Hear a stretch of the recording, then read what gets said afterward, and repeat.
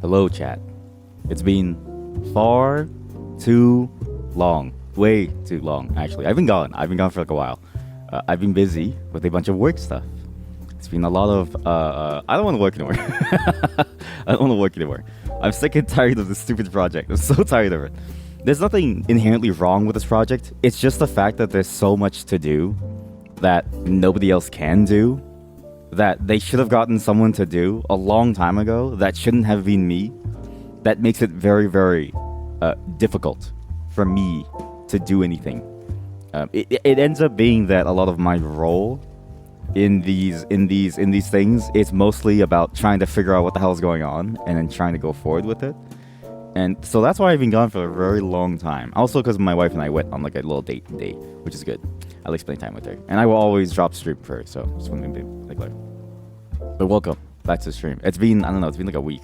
I actually checked. The last time I streamed was exactly April 9th, which is exactly 9 days ago, which is crazy. This is a ×2 delay. That's actually nuts. I didn't expect to be gone for so long, actually. I thought maybe it wouldn't take so long, right? Like, I thought maybe, you know, I would come back pretty soon. But no, it was actually a very long time of just doing stuff. And again, it's stuff that I genuinely don't really enjoy doing. Like, there's a part of me that enjoys doing certain bits of it, and then there's a part of me that doesn't enjoy part of it. It's like I enjoy the very technical challenges, but I hate trying to do all the business stuff, which shouldn't even be my purview, actually. So it's fascinating. It's fascinating when you deal with like business stuff and you realize just how backwards business is. A lot of business is about your relationships. Like, so much of it is about your relationships. Basically, it confirms a very long-standing theory that I've had. Like, it's another data point to add to my long-standing theory, which is like you have like 6 things that you need for a successful business, right? You have the 5 different roles, which 2 of which are like optional, and you have your relationships with various companies that will then do the things that you can't do yourself, right? So it's like for the 5 roles, you have your subject matter expert, you have your legal eagle, which I heard the legal eagle actually went into some crazy issues recently, or somewhat recently. I'm not sure. Apparently he got into some trouble or something. I don't know. Trouble, problem, legal eagle, trouble. Yeah, something like that. I don't know. Or maybe he was like involved in some drama with the guitar apology girl. You have to have somebody who's really, really good at the business side of things, because your subject matter expert is usually not the person who's really good at the business side of things. Again, let's say you open like a restaurant, right? The person who's going to be cooking your food probably has no clue how to run a business, nor how to not lose money. Like, if they could cook with Kobe beef every day, they would cook with Kobe beef every day. Hey! My wife is in chat. Be nice to her. Be nice to my wife. So there's a lot of interesting things there. And then there's 2 other ones. There's 2 other roles that I think are also important. Compliance, right? Regulatory compliance. My mod, hello. As well as somebody who's willing to take the fall for you. That's the 5th and final role. I've only seen that role in like dramas, in like K-dramas and like stuff, so maybe that doesn't exist. But the regulatory compliance role is very important. By the way, my mod has a secret talent of being a streamer. They should be a streamer. Everyone in the friend group has been telling them to be a streamer because they're very witty, very funny, and it would be hilarious to see.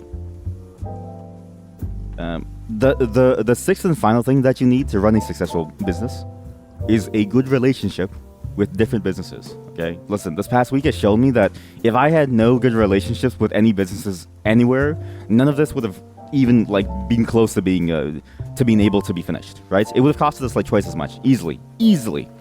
I got like a 90% discount off of something. I got like, you know, something for free. I got a bunch of things for free. There's a bunch of contacts that like aren't like mine, but the contacts that I could have worked with, the ones that I can use, I was able to get massive discounts off of it just because of my working relationship. And they helped guide me a lot on what to do, because I don't deal with this side of businesses, like standing them up. Unfortunately, I have to help these people stand them up, because it's like, you know, it's a lot to do. And if I don't do it, they have no one to do it for them, and so their business would crumble before it even started. So it's like, okay, well, you hired me, sure, I'll just do it, right? But it's annoying. I never want to work again. Because because while I was gone, a lot of things happened that I missed out. For instance, you know that Sonic the Hedgehog, the movie, Sonic 3 actually. Did you know that there's two Sonic movies? There's Sonic 1 and there's Sonic 2. I remember Sonic 1, the meme image of him being in his with his weird look, and then everyone said that he didn't look like the real Sonic. Here, Sonic 1, Sonic before, after. He looked completely he looked like a weird doll before. Oh god, this thing, Jesus Christ. Thank you, Cosmopolitan. Sonic before, after. They made a second one? See, they made a second one! That's what I said! I was like, they made a second one? Yeah, they made a second one. I was like, what do you mean they made a second one? I had no clue that they made a second one. Look. So this movie. This guy. Look at this, okay? So this is the before and after when he looked weird, okay? This is when he looked strange. When he had his really weird fake plastic look into his really real or funny cartoon look.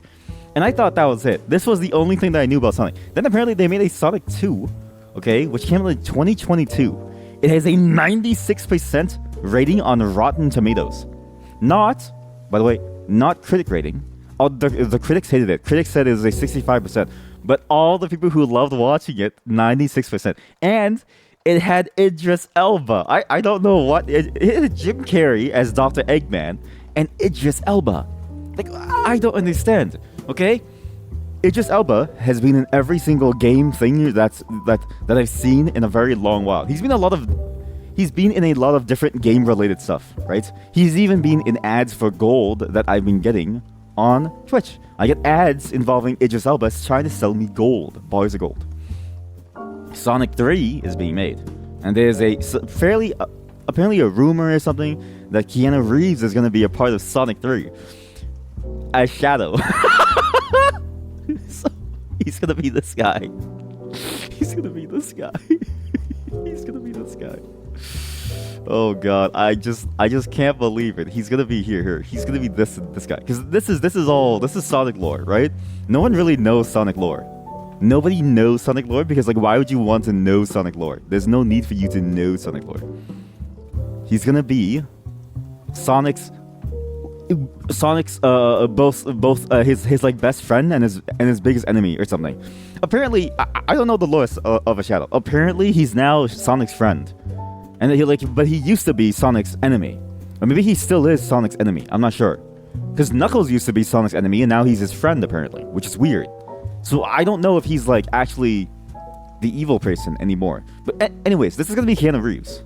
There's no need for me to know Sonic lore. Someone print this on a poster with some inspirational landscape in the background. Welcome. Yeah, exactly. There's no need for you to know Sonic lore, right? You don't need to know this. This is not going to change your life.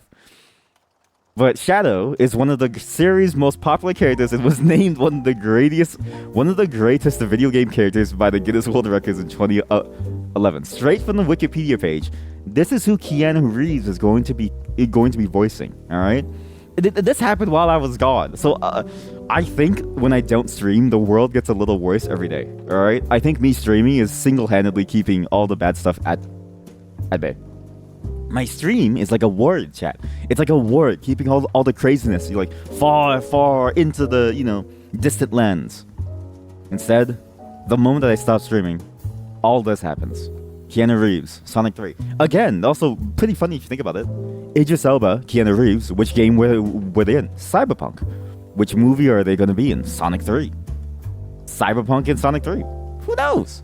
Apparently, they're related somehow. See, there's a tenuous tie, right? You could actually build a link and say that the Sonic 3 universe is after Cyberpunk's universe when everyone died.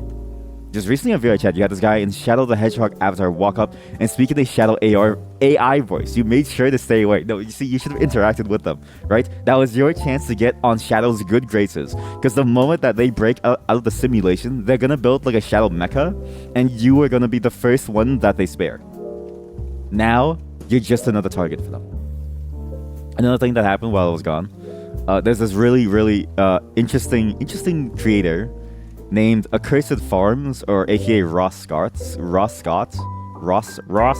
Sorry, while I've been gone, I've barely spoken English while I was gone. I barely spoken English. I've been interacting in so many different languages that my accent is like all over the place. I'm so sorry. So Ross Scott, nothing personal, kid. Ross is awesome. Exactly, chat. Ross is awesome.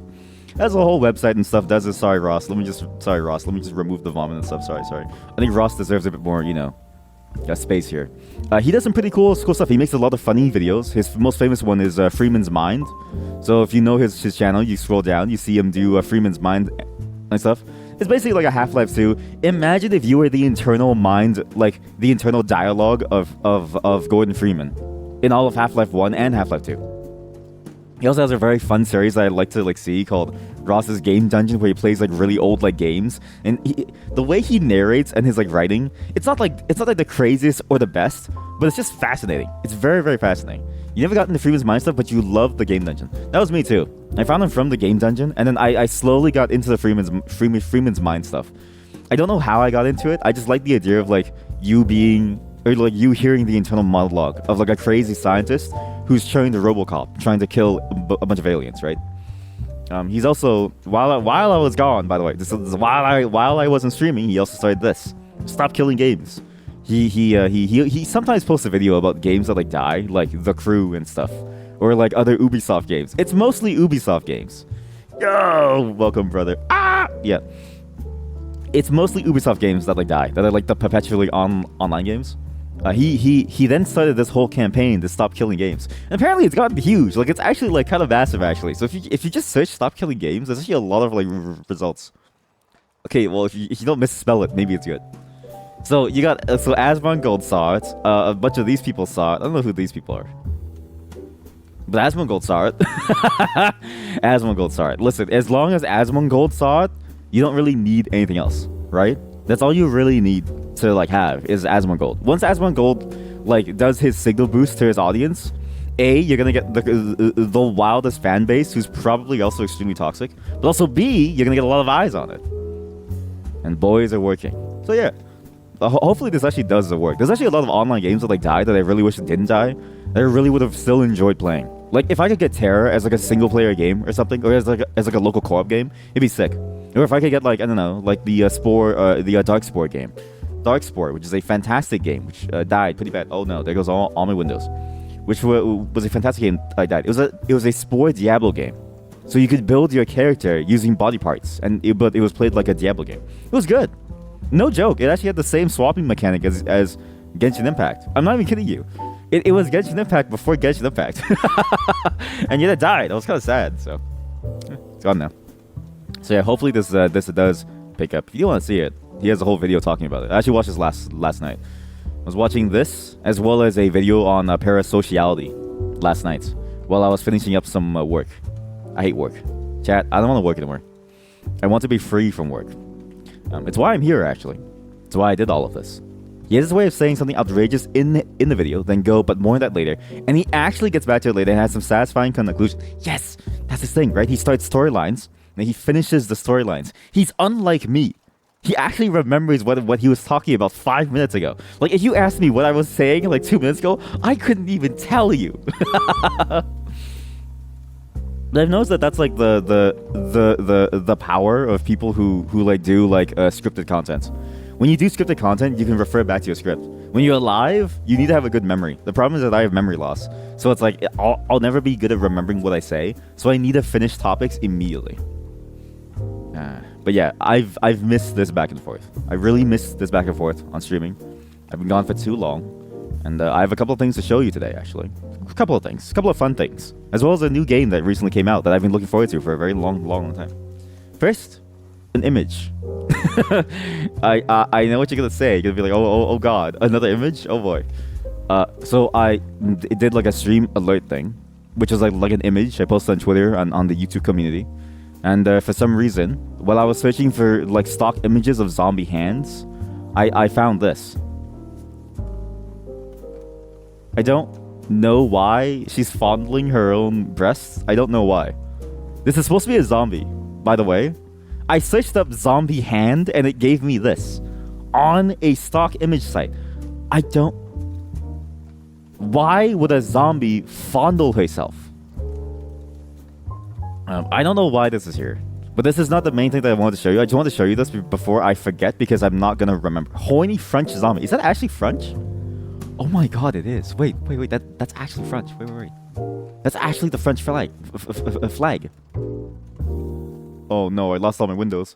Oh no. Sorry, chat. 1 second. You know that thing where you do that thing where you close like a bunch of windows and then they all close all at once? I lost like 100 tabs full of games. Fuck. There's a bunch of games that I was going to write down. Fuck. God damn it. Well, it's fine. You lose some, you win some, you lose some. Sometimes you lose them all. Sometimes you don't close it correctly and you lose all the windows that you were hoping for. Oh boy, oh boy, oh boy. Oh man, I can't believe I lost every single window. Really? That was... Oh man. Okay, I have to do like a search through my history of like every single whatchamacallit, every single the Steam tab that I have open. So yeah, let's see. French flag. Is it? It has the fleur de lis. What's the fleur de lis? That thing. The fleur de lis is a common heraldic charge in the shape of a lily. Most notably, it's depicted on the traditional coat of arms in France. Wow. Yeah, this French horny zombie is here. This is a very strange thing to sort of see, right? Because like you don't really expect this when you search for something called zombie hands. Yeah, I just wanted to show you this because it was weird. But yeah, thanks for telling me that was French. Now I'll never be able to get the image of a French person fondling themselves out of my mind. The other thing that I wanted to show you, which was vastly more interesting than that zombie, I hope at least, was this.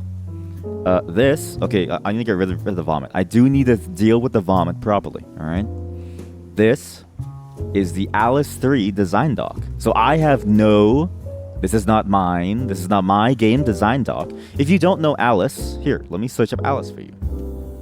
Alice in Alice Games. I don't know. American McGee. So I only found this out because I was in Megaday's chat. And in Megaday's chat, there was a person there, another chatter Slinker, who is sometimes here as well. They mentioned that this game is no longer being made. So Alice Madness Returns was supposed to be like a trilogy of games because it was also... The first one was a game called Alice. It was actually a really, really fun game. I remember playing a bit of it and I said, wow, it's actually really, really good. I do want to play it again sometime on stream because I forget... Like, I forget what the game was about. But basically, imagine like a third-person action platformer that honestly feels very, very good to play. It had very tight gameplay. It kind of felt like you were playing like a Quake mod. I mean, it was basically a Quake mod. It was made in Unreal Engine 3. It was a very solid game. They tried American McGee, who I had no clue. Did you know that American McGee is a person's name? I had no clue. I thought American McGee was like American Motors or something. I thought it was a company name, like, American Motors. The most American Motors you've ever seen. And so I thought like American McGee was like American Motors. But no, that's his name. His name is American McGee. This is the most American I've ever seen in my life. Imagine being named American. Anyways, so he's the creator of the entire series. He made the first one, second one. He pitched the third one to EA. They said no. They own the IP. It's dead. I really hate this part of IP ownership. It's one of the most annoying things ever about IP ownership. Many games should be out there and should have more opportunities to have things be made for them. But because these companies that hold the IPs are so hesitant to try anything, you end up losing so much like gameplay, like creative value, like consumer value from these IPs, right? Another one that has suffered this thing is Castlevania. Right now, Konami has done nothing about it, right? They re-released the games, but that's about it. And while I enjoy the fact that I can play it on Steam now, it was also kind of available in like other means. It was also available on like other platforms. And most importantly, there's no new Castlevania game after Order of Ecclesia, right? As far as I know, that's like the last one. And yet there's a bunch of Castlevania crossovers. There's a Castlevania crossover in Dead Cells. There's a Castlevania crossover in some of the game that I saw that I forgot the name of now. My bad. There's a lot of different games that are crossing over into Castlevania. But because they own the IP, Konami, we can't get a real Castlevania game. It's dead. It's dead! PlayStation Madness Returns on PS3. It felt very old school at the time already. 3D platformers weren't really a thing anymore. Yeah, but like it's always one of those things that I always find cyclical, right? Like 3D 3D platformers will always come and let go. Like every genre just kind of comes and let goes. And like if you look at it as like a pure game on its own, I actually think it did that genre very, very well. I think actually the Alice games were very, very fun. From what little I remember of like playing it, we were robbed of this. We really were, and I'll get to that in just a moment. You're gonna bring up Castlevania. Like you can't just do the Ritual of the Night route and make Castlevania, but not Castlevania. Exactly. Yeah.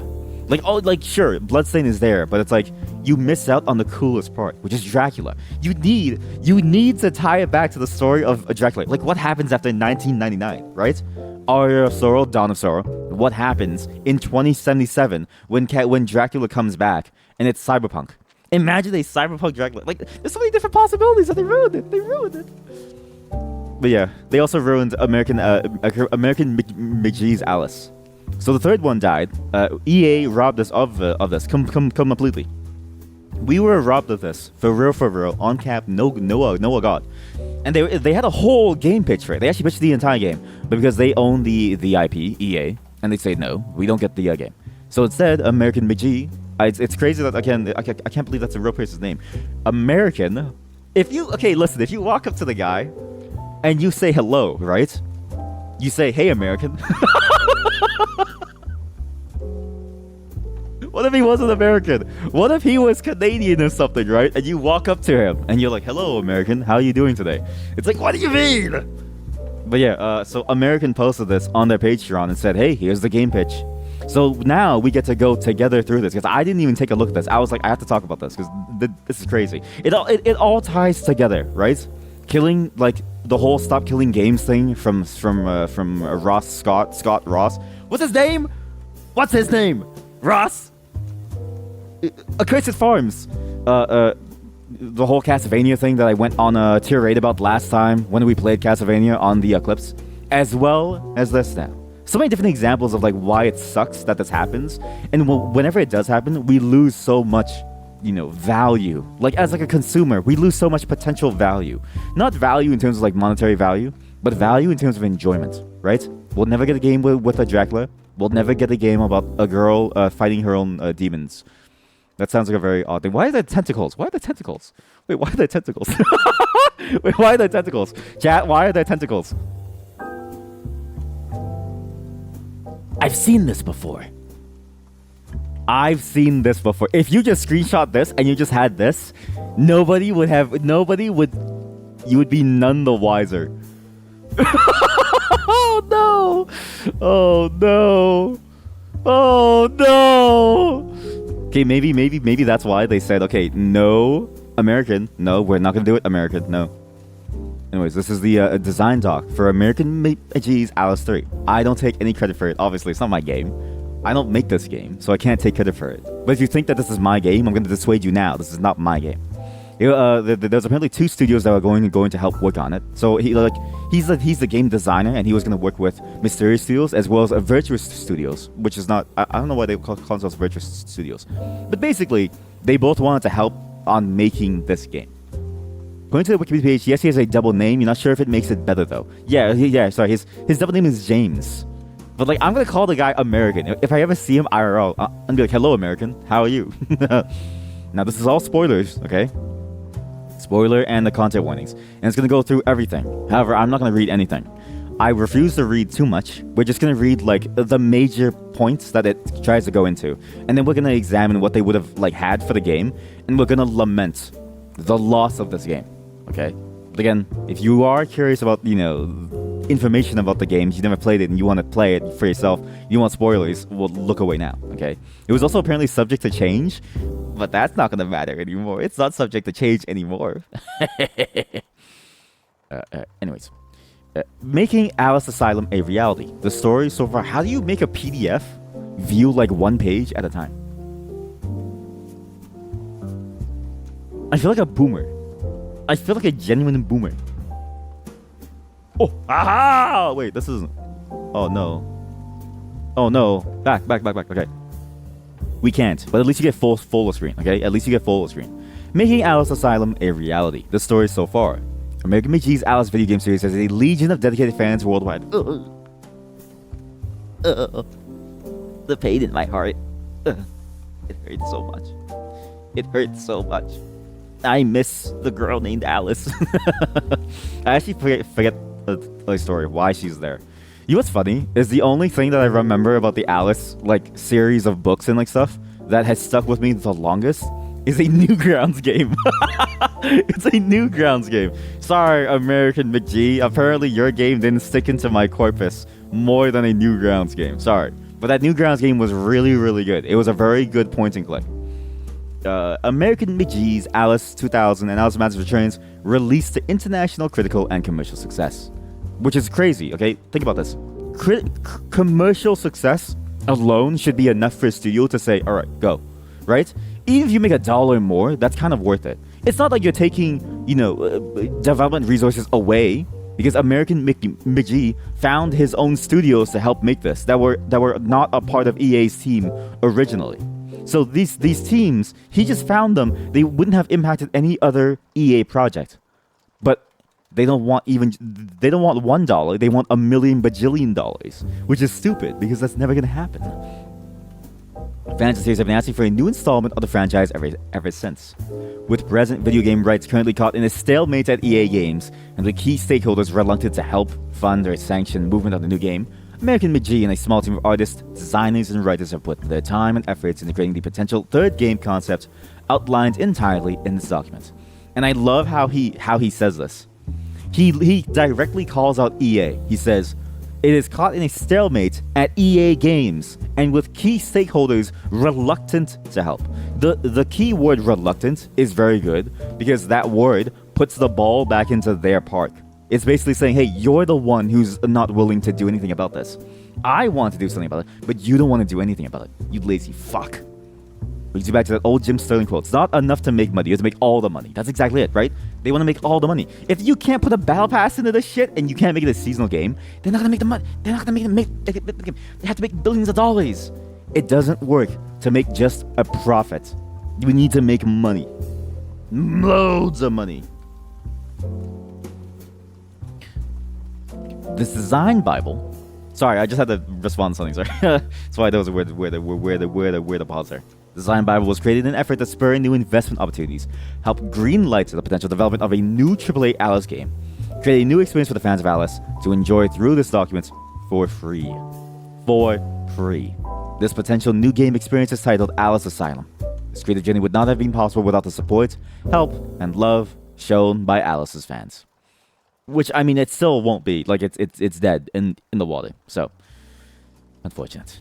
The Game Design Bible. So this is both the complete narrative and visual works. I wonder if it talks about the gameplay design as well. Because, like, older game design, like, gameplay pitches also had, like a gameplay design elements outlines. Like Diablo 2, you can actually go online and read the gameplay pitch for it.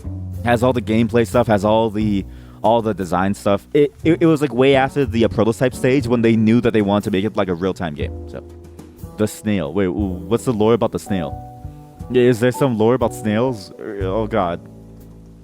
But yeah, these are all the people who like worked on it. American McGee, obviously at the very top. I do like how he made it like a family tree, like a hierarchy. Like I sit above you all, but maybe that was unintentional. Maybe that was a subconscious kind of like thing to say like, hey, like I lord over you all. Maybe. You don't know, it just looks creepy. Oh, I see, the snail. Not the baby with the fork behind my head. Not him. Not him. Maybe because I didn't see him. What you could do to help, join the Patreon. You still can join the Patreon, but when I checked, it was only $1 because they said he's retired now. So American McGee is done. He honestly just wanted to make games about Alice, and he'll never make a game ever again. So it's gone. So the Patreon's useless. Share and talk about this document online.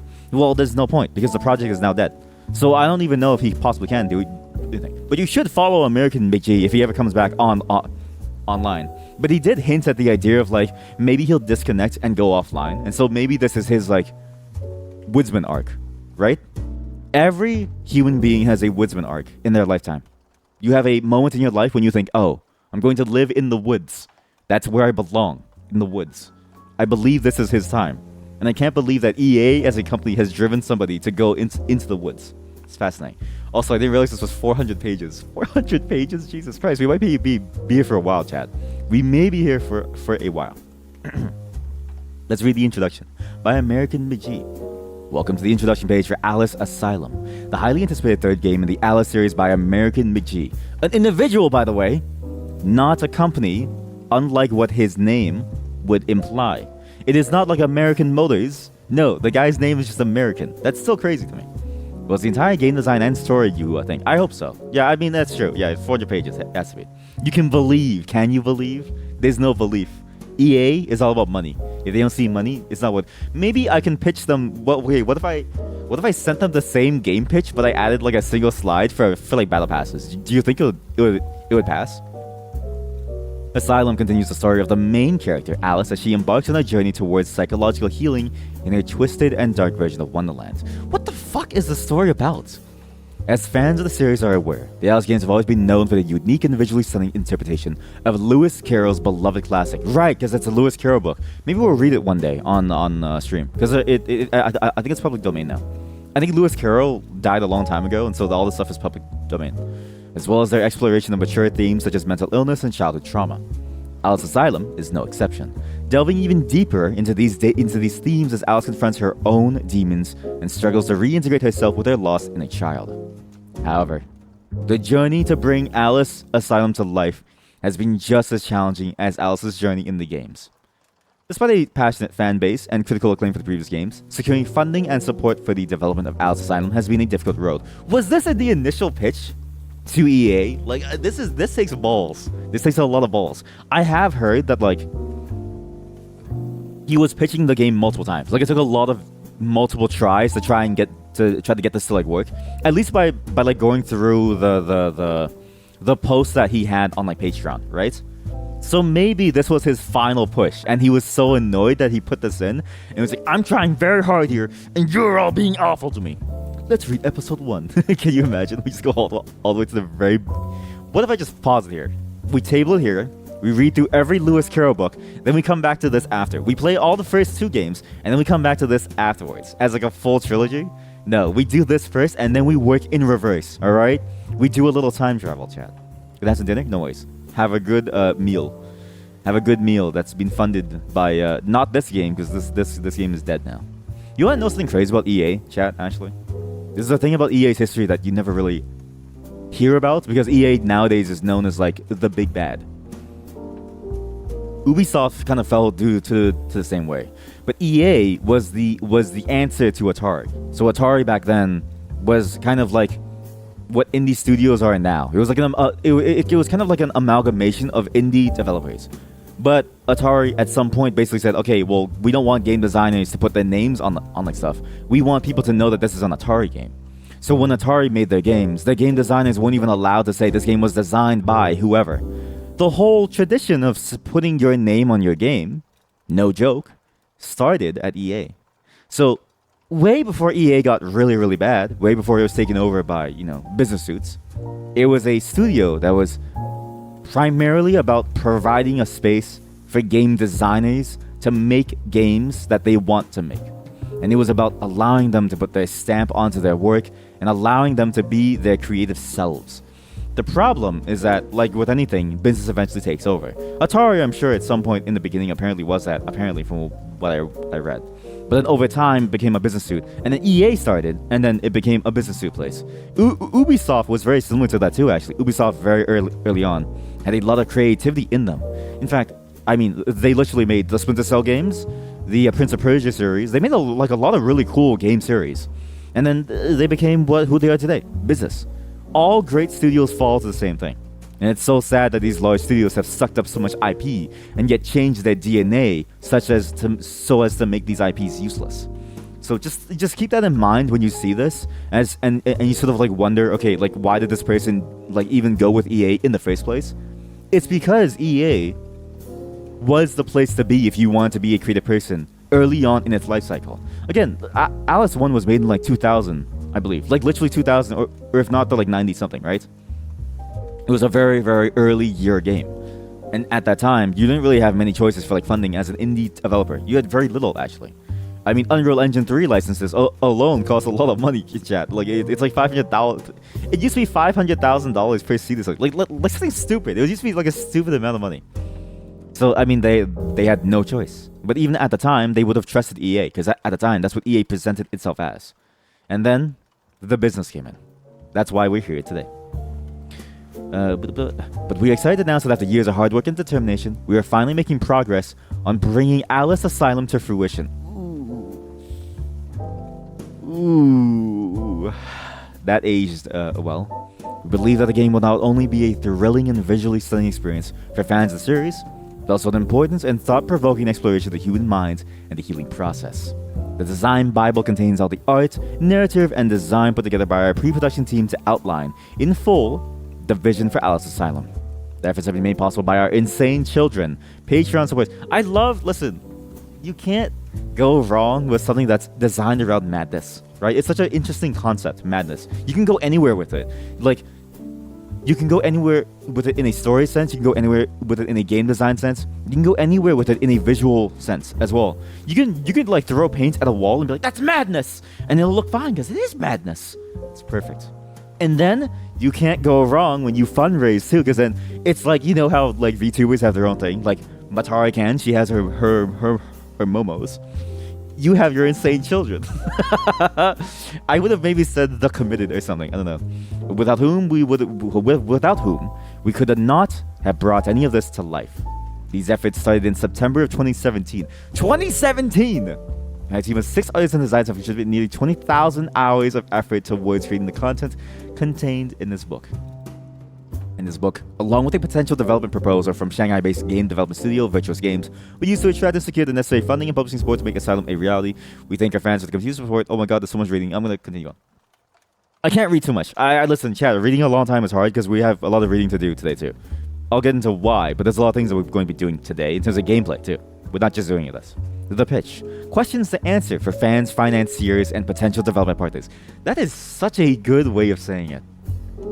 This is a very good pitch. Now, you may be reading this a pitch and like wonder why is it so fancy? Why does it need so many visual graphics and like stuff? I'm not kidding you when I say that I've been dealing with business for the past like month, chat, okay? Business people don't know shit. I'm gonna be honest. Business people don't know anything other than their connections. Business people are really good at being able to talk on the phone. And that's their main advantage because I can't talk on the phone. I stutter. But also I get very anxious. Business people can talk on the phone like nothing. The words fall out of their mouth like butter, except it's rotten because all their words don't make any sense.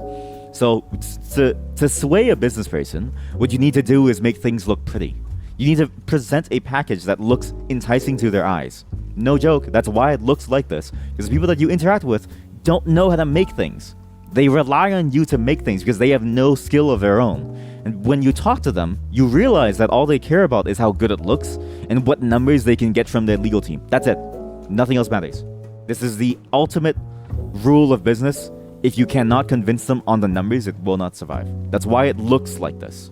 And this is a very common thing. You would think that game pitches would be a basic Word document. People would just read it. You would think that business people would be able to read things. They do not read things. Business people do not read things. I can tell you this from experience. I'm dealing with a person right now who always emails me and says, I'm doing this thing. I go to their office and I'm like, have you done this thing? And they're like, well, actually, I didn't even bother reading it. It's like, fuck you! Anyway, sorry. I got very heated there. This is a very close to my heart topic. What is the game? What is the charge? Single player experience already dead. I know for sure the moment that EA read this, they were like, oh, no battle passes. Fuck, alright. Scratch it. Cancel it. Just let them keep on talking. Alright, just call up Edwin. I want to book my next golf game. Alice Asylum is the third game in the American McGee's Alice series, which I still can't believe is not a company game. Developed for PC and consoles using the Unreal 5 engine, Asylum is, like previous installments, a narrative-driven, third-person action-adventure game featuring heavy doses of puzzle-solving, platforming, and psychological horror. The games retain a cult following among millions of fans. We know that, okay? Yeah. What is the story? The game's protagonist is 13-year-old Alice Little, sole survivor of a fire which consumed the Little family home. She's 13? Why is this image like this then? Maybe I'm the problem. What is the game loop? Okay, sure, main theme. But I'm skipping a lot of reading just because it's like, there's 400 pages, alright? There's 400 pages. Loop theme, horror, exploration, puzzles, spatial challenges, combat, narrative. This is all you need for a very good single player game. All single player games can be sort of devolved down to this. Even multiplayer games are basically this. Multiplayer games just have the added aspect that the social loop can also impact all of these elements. Basically, any good game has all of this. The only game that doesn't have any of this is Vampire Survivors. Vampire Survivors does not have narrative. I don't know a single bit of narrative in that game. And for a long time, it did not have exploration, puzzles, or spatial challenges. For a long time, Vampire Survivors was just this, combat. Difficulty curve, I don't really care about difficulty curve. Game loop notes, generous checkpoints, and non-threatening progression. I mean, I would have preferred that. How long is a game session length? Wait, what? Session/sitting length, 1 to 3 hours. 12 chapters. So potentially, like 30-something hours, 40-something hours. Gated by narrative sequences and submissions with hero reward moments. What is the tech and engine decision? Well, okay, Unreal Engine 5 slaps, so you don't need to tell me. Gameplay split. It's fascinating how they go through all of this, actually. These are things that you don't really think about, right? So things that you don't really like imagine that you need to really care about too much. Because in my mind, all a game really has is the gameplay. So it's like even the narrative almost doesn't really matter to me when you think about like what a game is, right? I care about how do I interact with this thing. Like interaction is the key feature of a game, right? So for me, I would have always thought about, okay, the combat, exploration, puzzles, spatial challenges. Like these things I would have cared more about. I would have pegged narrative at like a nice, cool 5%. It's 20% over puzzles. Actually, it makes sense. No one wants puzzles. Nobody likes puzzles anymore. People want things handed to them on a silver platter, right? They want to just walk through a hallway, easy peasy, right? Take one foot in front of the other.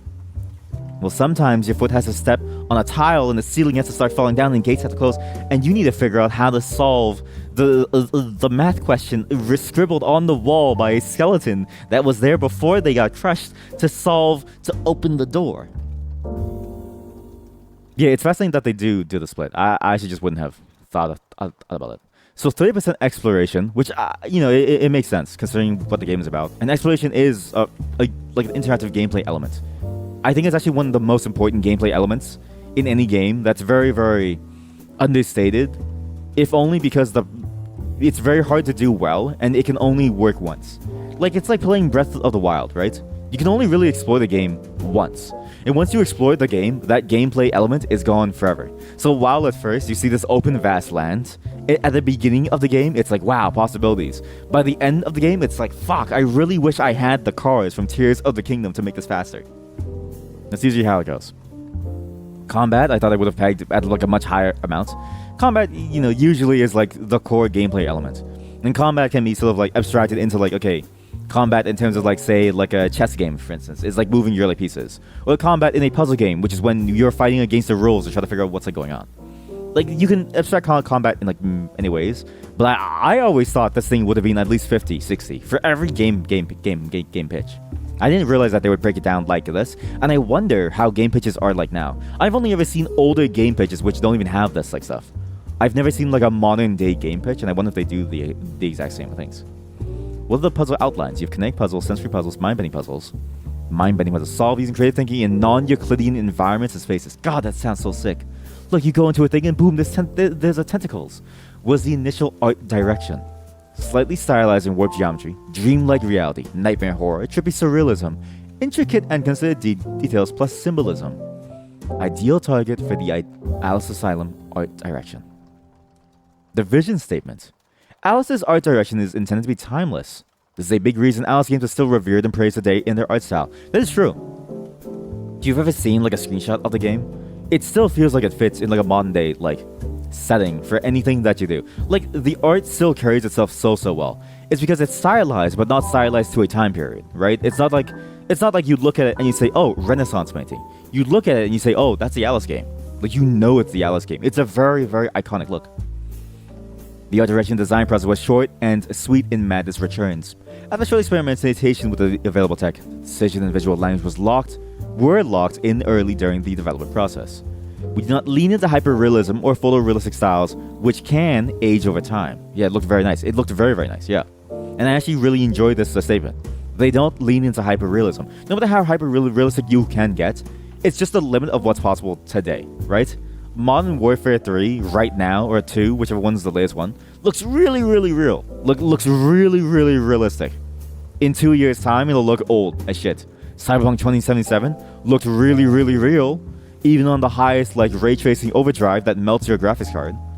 In like 2 years' time, it'll be worth nothing. It's just you can't do hyperrealism no matter what it is and expect it to always look good, because it's always limited by the technology of the day, unless you can accurately represent everything on a physical level. It's literally just, it doesn't seem possible to. So them going for a stylized look for like every single game and still sticking with it for the third game was a very good sign that they understood why players return to these games, and like why certain games stick in people's minds. Stylized looks really work well, and they transcend time, which is nice. The process was achieved with a creative experimentation with shaders, essentially unique and stylized geometry. Yep, stylized, slightly off proportions. Yep. Is there a planned weather changing system related to the game story? What? Why is it a slide? Why is it a whole slide? What?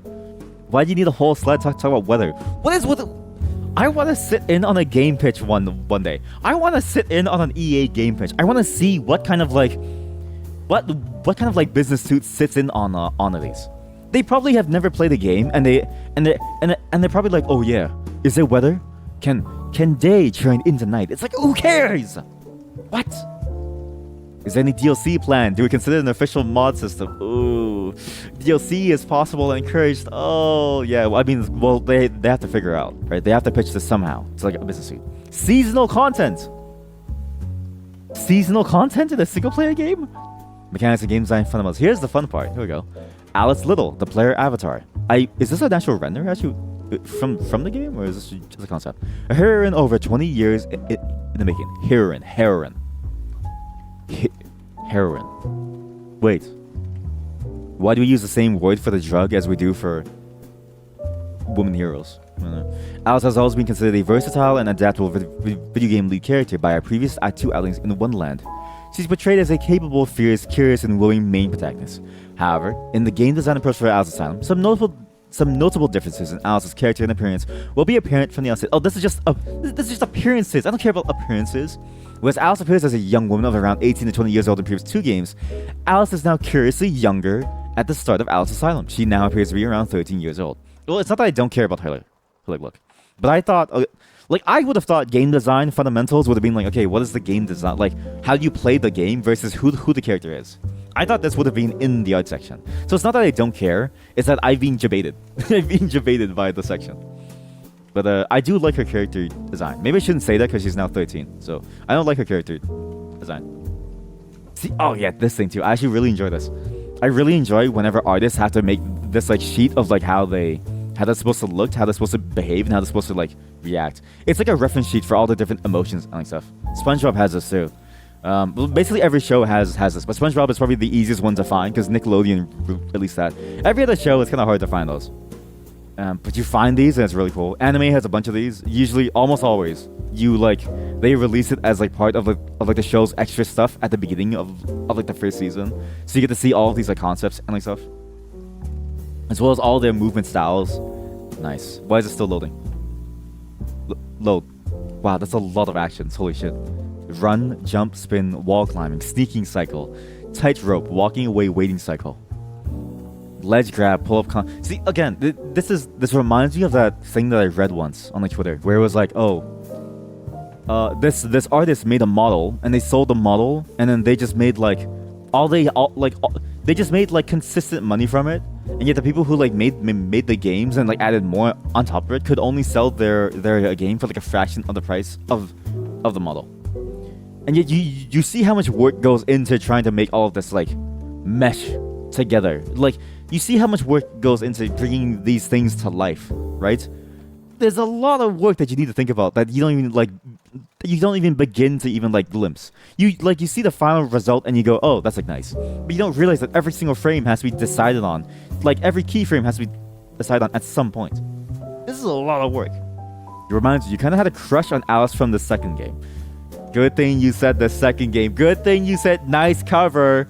Nice cover. That's when she was 21. Very good cover. Very good cover. Death and respawn process. Wow.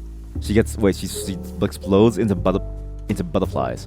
Then she gets tentacled. Oh no, she gets tentacled. That's interesting. Difficulty levels and gameplay experience. Huh. Combat is heavily weighted in the player's favor on easy. Damage taken is increased. Enemies are very aggressive. Resources are limited. Ultra Nightmare. This mode follows the core gameplay of Nightmare difficulty, but also introduces permadeath. That actually would have been interesting. There you go. Now we get into the more game design stuff. So this is like the whole like, I guess like the metagame stuff. I don't know. I call this the metagame stuff, where it's like the game, but it's like it affects the game as like a systems and like a rules thing, versus like a moment to moment thing. This is the moment to moment stuff. Ethos and game design approach number 1. A set path to follow, a different experience to be found each time. Soft gated areas. Player can navigate the area freely, moving from point A to B and progressing in a linear fashion using any manner of skills available to them. Hard gated areas where they need to achieve a certain goal. Your usual 3D platformer, right? You have ways to go through things. You have different abilities that can help you go through certain things. You may even find like an alternate path through that somebody else may not have. But you need to fight a boss to go through the rest of the game. They're intended to be challenging hard gates. If you die, dying is encouraged and will be expected in the gameplay. You'll make generous and well-considered uses of checkpoints and save states in order to allow insufficient chances to enjoy and overcome challenges. Interesting. Ultra Nightmare. Yeah, I do like the naming of it. It's they really lean heavily into it. View animated concepts on YouTube. What? What do you mean animated concepts on YouTube? What? Classic HUD concepts. See, even this stuff, I would have been like, maybe it's just me. Maybe it's just because I play games. But to me, I've never looked at a HUD and then been like, wow, this is great. I've only ever looked at a HUD and been like, wow, this is awful. HUDs are never great. HUDs are always just, do they get in your way? It's one of the most strangest things, right? It's such a utilitarian thing that if it gets in your way, you notice how bad it is. But if it doesn't get in your way and it works for you, you don't even notice it at all. It's just a curse of a utilitarian like thing. Rose one-hit shield. A new mechanic introduced in the Al series, Rose is in the form of one-hit shield item pickups. Designed to protect any further damage being done from Alice's health. When active, it negates all damage from the next single hit. And then the weapon wheel. That's a lot of weapons, actually. Holy shit. So this is the concept, right? Look how many weapons there are. 1, 2, 3, 4, 5, 6, 7, 8, 9, 10, 11, 12 weapons. That's more than Devil May Cry. That's a lot of weapons. I don't even think Devil May Cry had like 12 weapons. I'm pretty sure they only had 6. You don't like how it has her like face on it. Yeah, I can see that. It does look kind of like a Day of the like Dead thing. But maybe that's what they're going for, right? That like look of like a Day of the Dead thing. So this is the classic HUD concept. This is the modern HUD concept. Ooh, modern HUD's disgusting. Core combat loop, foundation, and the flow. This is a gameplay thing here. Actually, apparently it reacts when it's low. Now maybe you like it. Wait, really? Where? Oh, it does. It's right here. Sorry. See, this is why. I'm a business suit. Chat, I'm a business suit. I go into the meeting and I'm like, American, present me your game pitch. And then he's like, my name's James. This is my game pitch. And I'm like, oh, there's no battle pass. I don't want it. I don't even read stuff. I just skim it. I'm the problem, chat. I'm the problem. Yeah, when she gets closer to death, she just dies. She dies. The closer to death she is, she dies. Key combat phase outline. Replenish. Use ranged attacks if you can. Evade and defend. Exploit weaknesses. And observe their strategy using whatever weapon you have. Like fast-paced chess with knives and tentacles. Why? What is... We need to figure out where the tentacles come in a play here. I don't... Maybe it's because of like, anime stuff. Maybe it's like because of like the whole anime stuff here, but like... Little girls and tentacles shouldn't mix. They just shouldn't mix. The core of Alice Asylum's combat loop is focused around melee attacks, combos, and DPS inflicted with the Vorpal Blade. The blade is primarily a close-range weapon that forces Alice to engage enemies while she is in harm's way. Skillful use of aggression, attack combinations, dodging, engaging, and disengaging, all during the right timing window is a key to success. Would this have been like a very, like, I don't know. I guess like, the problem is like, Souls-like is like the thing that everyone says, right? But every game is a Souls-like if it's just harder and harder and harder. You know what I mean? Every game can be a Souls-like if it just gets harder and harder, and you have to commit more and more to your actions, right? Souls-like is such a basic genre now. Where it's but it was always a genre in the games where you had to commit to your moves, and if you failed to choose the right move at the right time, you would just lose. But I'm gonna say it. It sounds very Souls-like. Vorpal Blade melee attacks are always accessible to the player and can be used infinitely. Some smaller enemies can be stunned or killed outright with a ranged weapon, but larger threats such as beasts and bosses and mini bosses can only have their health depleted by damage and attacks from the Vorpal Blade. Cool. So all your other weapons would have been tools. That would have been interesting because you have like 11 tools to play with, and you have your one knife. Core combat loop. Key phase is replenish. Collect health, ammunition, and pickups. Actively hunt and collect items on the battlefield to replenish depleted resources. Items are either located on the field, hidden in secret areas, or awarded from successfully defeating enemies. Ranged attack. Attack enemies from afar. Limited uses. Ranged attack weapons can be used to eliminate enemies from a safe distance or damage more powerful enemies before they can get up close. All ranged weapons have limited ammo or are placed on cooldown times after each shot is expended. Evade and defend. Dodge, parry, block, and reposition. Okay, well, we know what that is. Exploit weaknesses. We know what that is. Guard crush. What's a guard crush? Some enemies must have their armor destroyed. Guard crush before they can be damaged. Observing strategy. We know what that is. What strategy game is here, right? Combat encounter A. Potential examples. An enemy attacks Alice. The player dodges the attack. Is this what you have to write? Again, I feel like this is like explaining a game to like a 5-year-old. Is this what? If I told my wife and kids that I was a big shot business person and I was making bonker bucks, right? Like major bonker bucks, right? At my bajillion billion dollar company, right? And I'm making bonker bucks being a big business person, right? And I say, yes, honey. I go into these meetings and I decide who and who doesn't get laid off. And then you go into the meeting and you're like, so explain to me again, step by step, what does it mean for you to play the game? Yes? An enemy attacks Alice. Hold up, can you explain attack, please? Okay. Then the player dodges the attack. What does it mean by the player dodges the attack? Good meeting. Let's go for lunch. It's like, what do you mean? You don't deserve your money. Watching for enemy tells and weak spots they strike. Alice lashes out with her Vorpal Blade. The enemy is slain and Alice replenishes her ammo from spawned items dropped. It's like explaining a joke. Awkward. It's like explaining a joke. It's like you're talking to a 5-year-old or something. Like you're explaining a joke because they don't get it. And they won't get it unless you explain it. And so they'll leave frustrated. And if they leave frustrated, you don't seal the deal. I'm frustrated. I am frustrated reading this. I would not be able to survive doing a game pitch. I don't know how American did this. I'm gonna call him American because I love his name. I don't know how American could have done this for like 30 years, alright? I would have gone insane after the first pitch. I would have grabbed this suit by his stupid collar and be like, shut the fucking... Pick up a controller!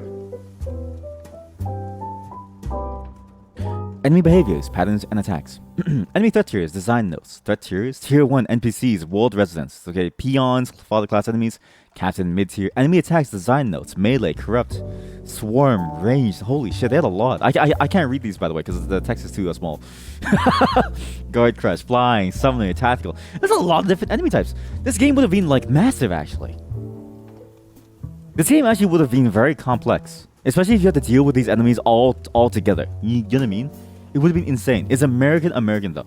We actually never confirmed that. We actually never confirmed that. Is he American? He is. Okay, Wikipedia specifically says American James McGee is a retired American video game designer. I'm so sorry, American. I just love your name. It's such a good name, dude. It's such a good name. Necklace selects to choose your abilities. Chaos Necklace Inferno. What? Chaos and Inferno necklaces. And one of Alice's most iconic new abilities was the Hysteria mode, functioning as a massive damage increase and attack buff when the player was near death. This special mechanic helped Alice in the battle if the player was struggling in combat. If the player was killed, Hysteria mode, one of Alice's most rewarding and fun abilities, could potentially be missed in an entire playthrough. That's right, because if you never get low enough, then you never get to use it. In Alice Asylum, the intent is to reward and maintain incentive for the player as both ends of the spectrum of gameplay, near death and consistent skilled gameplay. By collecting necklaces, Hysteria remains as a special death save mechanic, but a new ability in Inferno mode is now available as to reward consistently skilled players. please note, detailed information on each special note is ahead in the design. Why do you need to say this? You're telling me the business person can't even anticipate this? The business person can't figure out that, oh yes, they're going to explain it later. This is the design Bible after all. What? They make hundreds of thousands of like dollars to what? To tickle their own pickle at home and not even read. Alice's passive abilities. A rune system. What? Dress rune system. As a key component of Alice's visual identity throughout the series are the alchemical and astrological symbols that consistently appear on her dress pockets. I didn't know that was a symbol. I didn't know that was a motif of hers, actually.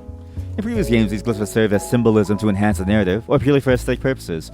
In this game, they would have actually been something. Like, they would have had like a function.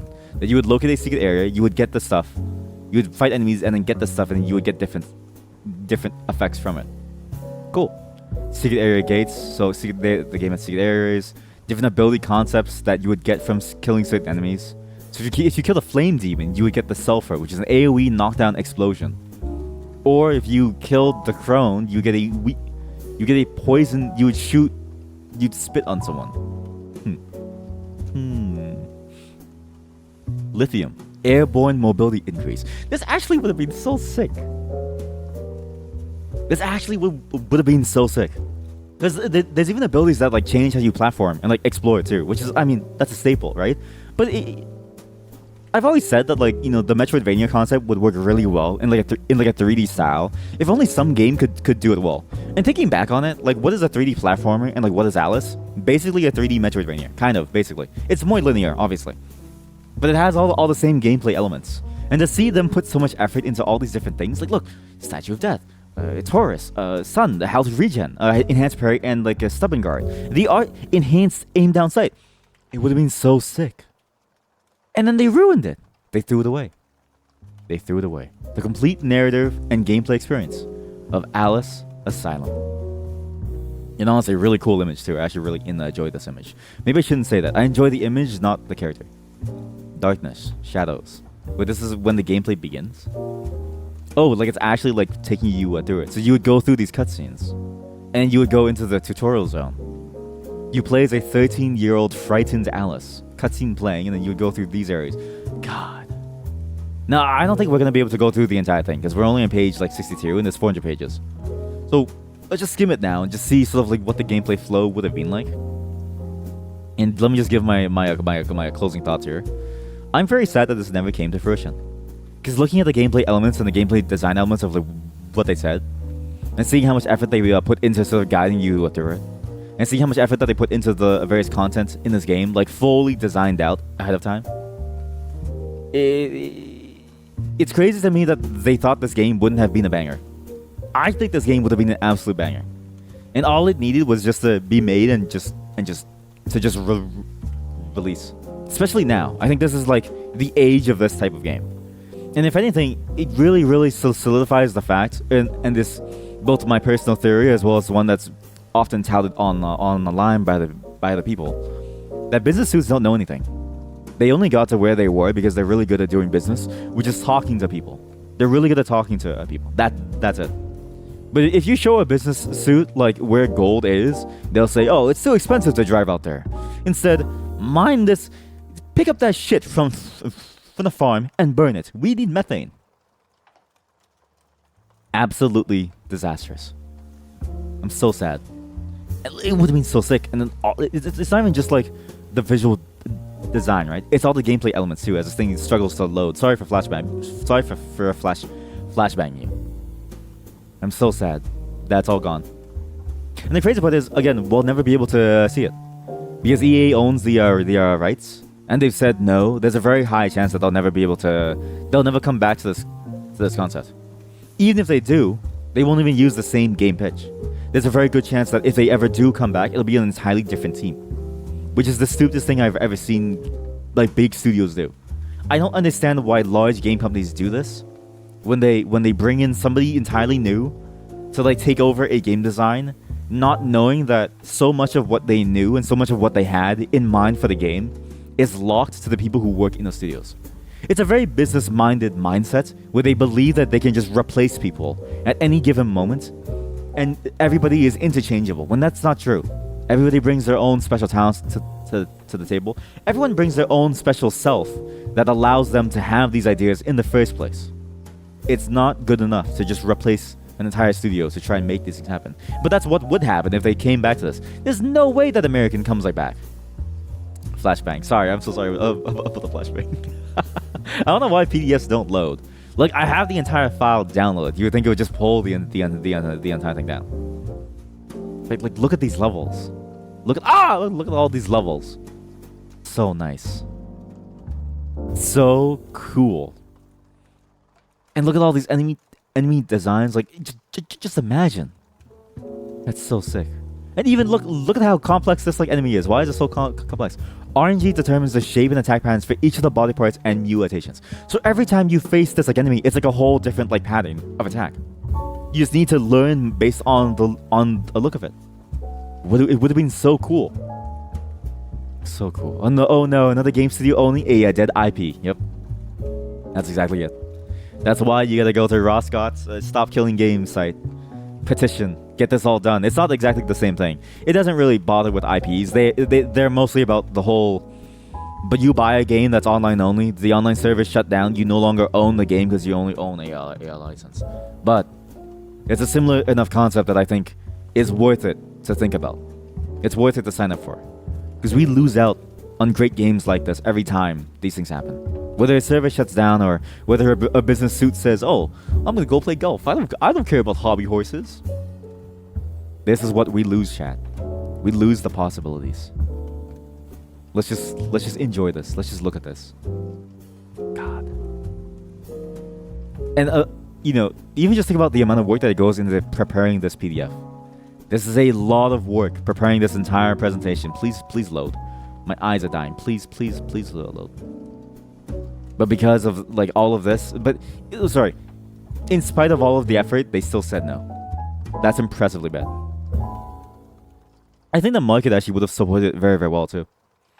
The market right now, I actually think would have really enjoyed this type of game. I think we're currently in like a renaissance of like certain types of games where it's like platformer / roguelike / Metroidvania style games, right? For instance, today, a game recently came out that we're going to be playing right after this. No Rest for the Wicked, which I have a couple things to talk about too, because I still can't believe that the game exists. But that game it looks fantastic, and there was a lot of hype over it. Manaloid is gonna release later in the week or 2 weeks from now. There's people are still talking about Silk Song. People are still waiting for it. Hades 2. I saw a streamer playing the technical test recently, and Hades was a fantastic game that people really loved. All these types of games could have had a chance.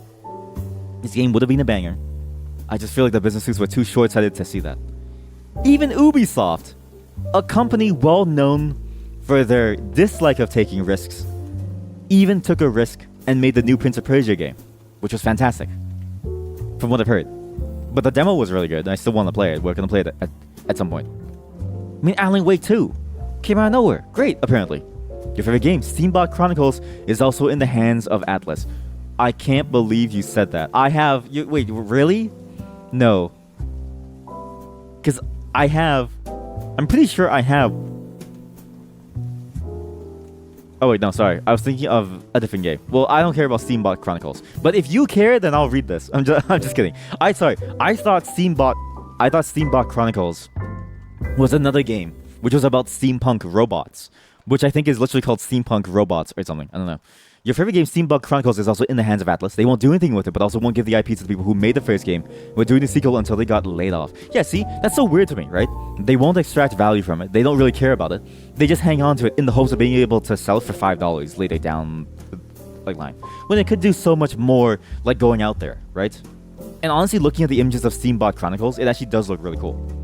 It kind of reminds me of Mech Warrior, which is strange. It kind of reminds me of like a weird RPG Mech Warrior, which I would have actually enjoyed playing. I think, because I really enjoyed Mech Warrior, and I think I would have enjoyed Steambot Chronicles, which I can't anymore because it's owned by a company that doesn't want to do anything with it, just like Alice.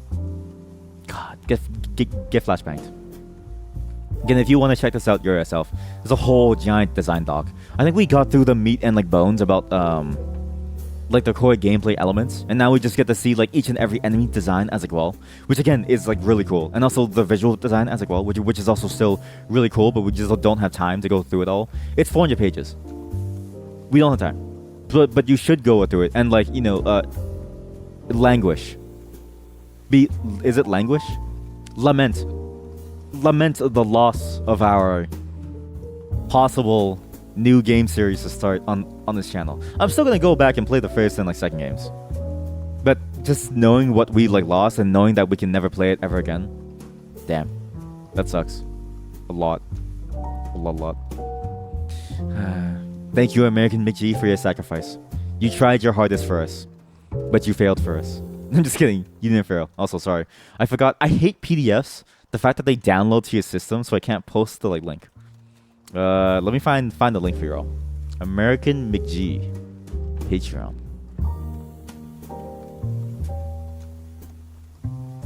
Creating games. Hibernated. It says that they're hibernated. Look, it's so sad.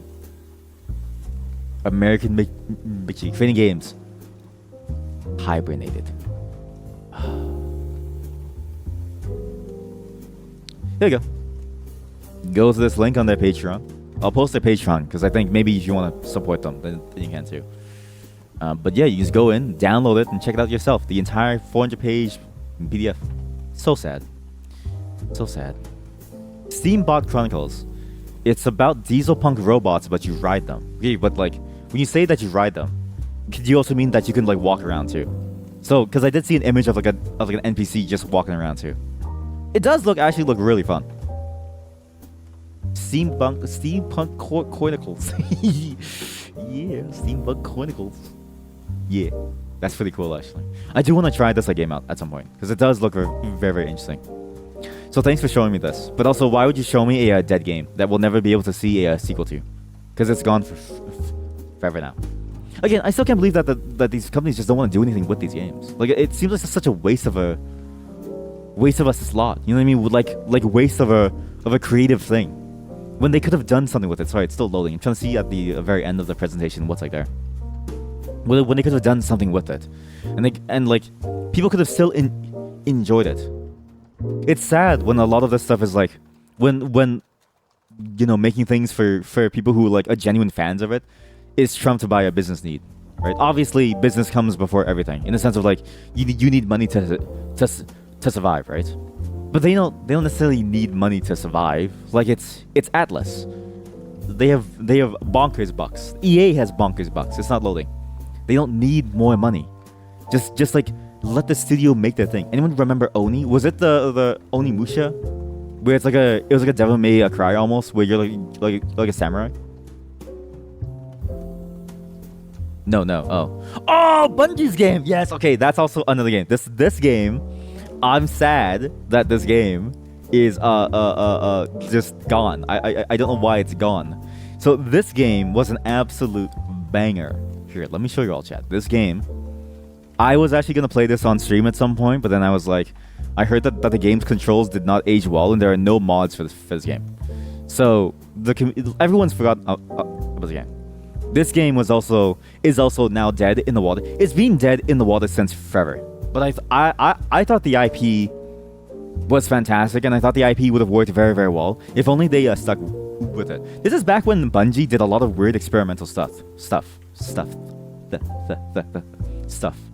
Like what's that? It was like the Halo prequel stuff. I can't remember what it was called, Citadel or something. But this was back when like Bungie did like a lot of really cool experimental stuff. This game was a third person. Sorry, there's so many accents I've been dealing with this whole week. Third person combat, like third person action shooter RPG thing. It was pretty cool. It had some RPG elements, but it was mainly about being like a weird like futuristic police force person going through like holy places. And it had a really good combat system. It was very similar to like a fighting game almost in like terms of like how you would play it. There were different combos that you had to learn. You could do like sidekicks and like stuff. It was very, very fun. But the moment that it was made, it didn't sell very, very well, and then Bungie said we're never doing it ever again. And so the IP is like that. And yet they built up so much lore for this game. This is the thing that Bungie does very, very well. They build up a lot of lore for their games, but they never revisit it ever again. And so this game is just dead forever because now Bungie is making an online shooter, Destiny, an online season pass seller. Yeah, just slap the face is that she's like an official profile picture. You can pick on the Rockstar on the Rockstar Social Club. I need an accent helper. I need something to help me learn new accents. English accent training. Here we go. Here you go, chat. I need training. I need training pronto. I need training pronto. How to get a better English accent. Okay, chat. Let's practice. Hello, I'm Emma from. Hello, I'm Emma. English. Okay, this is not gonna work. This is not gonna work. Canadian English accent training.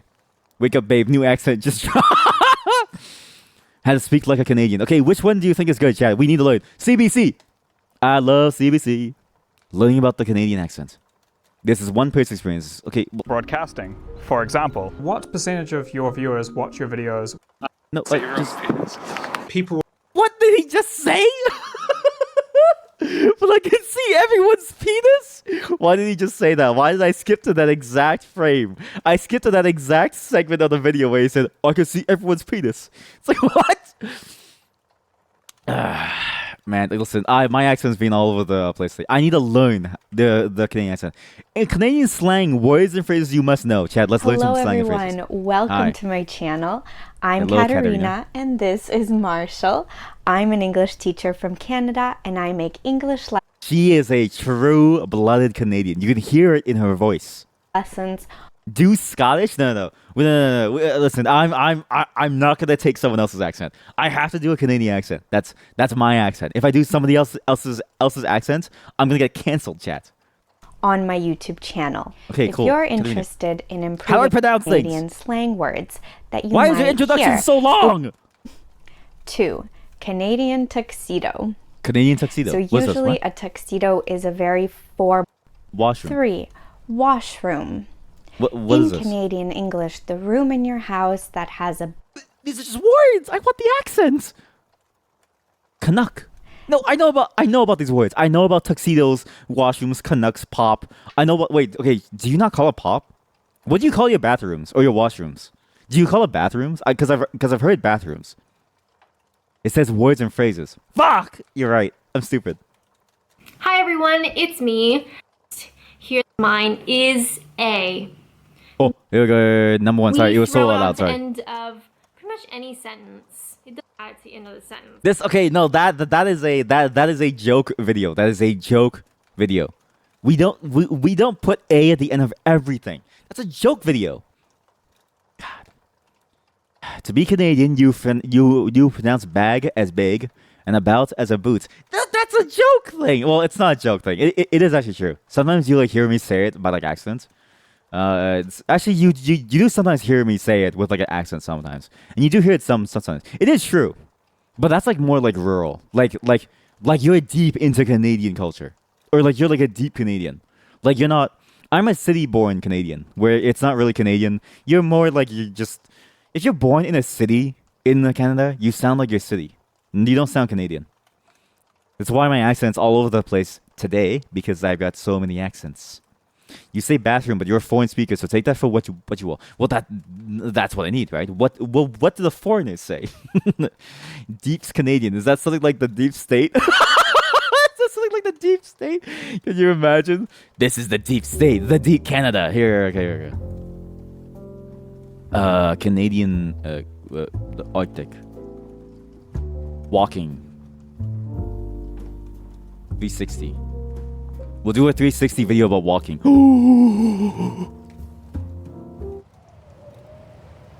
This is a 360 video about us walking in the Canadian, okay? In the Canadian. Chat, we're walking in the Canadian, in the Aurora Channel, in Antarctica. This is the deep Canada, alright? You speak. This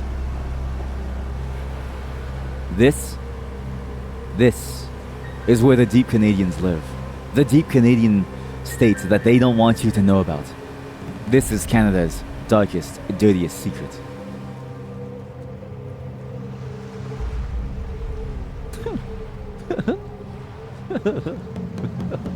I actually really enjoy this. It's nice and cold. The bake is frequent. I mean, kind of. It like honestly, it depends on where you like go. Like, Canada as a whole has only 30 million people, and like 4 million of them don't say bake. It's really rare. It's only when you're in like, you know, completely like outside of major metropolitan areas like places. Canadian is mostly just general American. Also, I would disagree. I actually think Canadian is kind of like its own flavor of like language. Here, there's actually a very good fuck, what's that show? Wait, 1612? No, 1612 show. What's that? God, what's his name? God, not 1612. That's a Voltec song. Well, what's that show? Fuck. Letterkenny.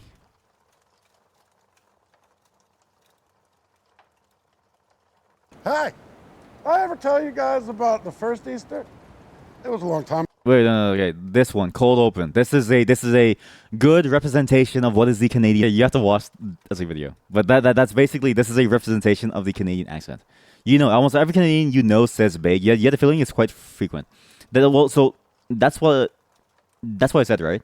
It depends on where you are. Metropolitan Canadian is very different from outside Canadian.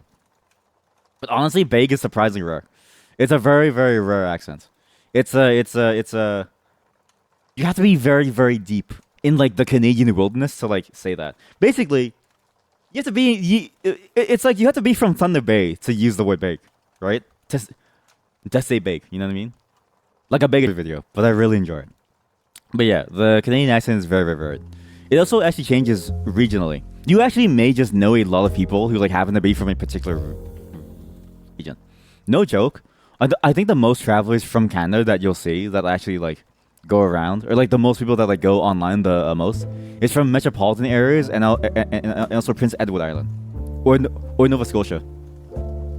I'm pretty sure I've met more Nova Scotians and the PEIers in my entire life than I ever have met any other place. I only know one Albertan. One. But online, I know a bunch of people from Nova Scotia. And they have a completely different accent. Completely different accent. So it could also be like that. But it is a surprisingly rare like thing. Surprisingly rare. Even in like a very deep like Canadian place. Like I have to drive very far. Again, you have to go all the way to like Thunder Bay in Ontario before you really start to hear like the accent show. In like Toronto, there's like nothing. But all the way in Thunder Bay, like you really hear it in like certain places. But yeah, thanks for coming with me on that journey. We're not done yet though. Today we're gonna be playing a game. I take a quick break, drink some water. I'm gonna switch over to playing a game. It's a game that came out recently, today, that I'm gonna talk about because it's a very interesting story for this game. It's very weird that this game came out because I didn't expect this game from the studio, ever. I'm gonna show you why in just a moment. Give me just 1 second to drink some water. Be right back.